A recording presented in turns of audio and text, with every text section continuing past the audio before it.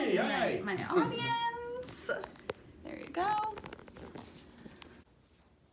All right, my note cards. How do you guys feel when you walk through that cloud of smoke that forms when someone's standing outside of a Walgreens or a gas station and you have to go in? Or maybe when they're standing and smoking outside in the outside seating section of a restaurant. Do you try and turn your head and maybe hold your breath until you get through the cloud? Or just try not to sit next to them? I know I sure do.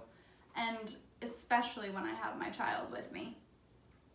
If you knew exactly how walking through that cloud of smoke could affect your health and could maybe hospitalize you later or even be a cause of death, I'm sure you would too. It's definitely enough to make me want to live in a bubble.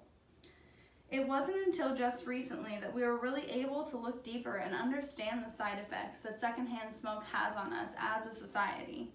It's this new information that's led us to these statistics from the CDC that puts secondhand smoke at causing 41,000 deaths among non-smoking adults and 400 deaths to infants each year.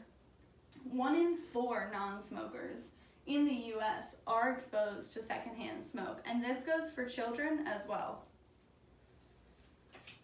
Norma Chu, who's a retired RN, wrote on Livestrong.com in 2017 that the cost alone of secondhand smoking is roughly $193 billion per year. So this is not just from our health insurance or our healthcare costs, which is a $96 billion loss, but also a $97 billion loss for productivity for workers taking frequent smoke breaks as well. She's a retired RN with articles in the Point of View magazine and Today's OR Nurse, along with a lot of others, and had been a nurse for 20 plus years. The HealthyChildren's.org finds that American Academy of Pediatrics states in their articles The Dangers of Smoking that there's also a risk of miscarriages, premature birth, low birth weight, SIDS, and learning problems and ADHD in children that are exposed in utero. And quitting smoking by My Health Alberta, much like the United States CDC, states that it takes a full 3 months for a smoking mother to be rid of the toxins in her body that smoking has caused. That's not even the half of it. It also causes stroke, lung cancer, and coronary heart disease in adults. Children are the most affected though because they inhale roughly 40 times more than we do a minute. And they're exposed to secondhand smoke, they're at an increased risk of all of these horrible diseases that they had absolutely no say in at all. These are just innocent little children, people that our duty is to respect and keep them healthy and safe.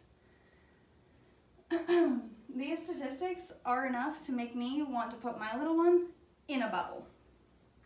So why is smoking allowed in public areas where unsuspecting victims are inhaling these toxic chemicals and getting sick, all as a direct result of someone else's poor life choices? Not even something you had any say in at all, but it could give you cancer one day, or even be a cause of death. Many smokers feel like they have the right to smoke when and where they choose, and that they're only hurting themselves. However, this new evidence to the contrary is irrefutable, and if we don't do something about it now, your lungs might look like these one day.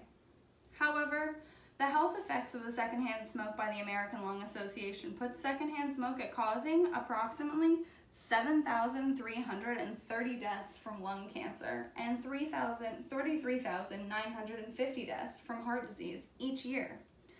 There is no risk-free level of exposure to secondhand smoke. Even just being exposed briefly puts you at an increased risk of heart attacks.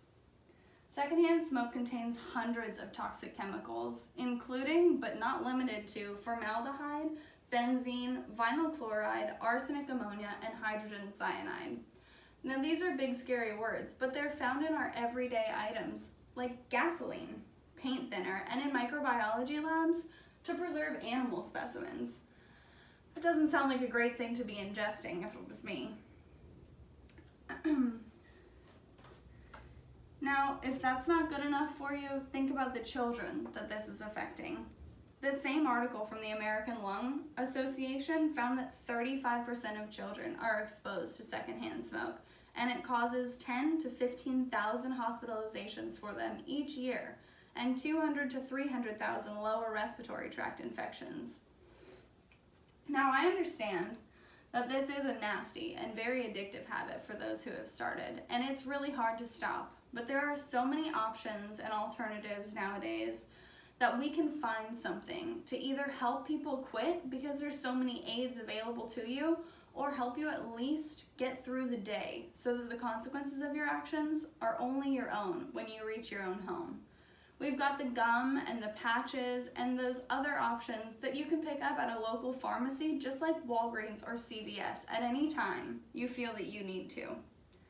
The history of our smoking laws shows that as we gain all of this knowledge, we are limiting smoking in all of these places, and it's just becoming more and more restricted as we understand better what it's doing to our bodies. We went from it being legal and from smoking being advertised as a healthy thing in the 1950s, 40s, and 30s to where it's now banned in airplanes, restaurants, offices, any enclosed workspaces or enclosed public spaces.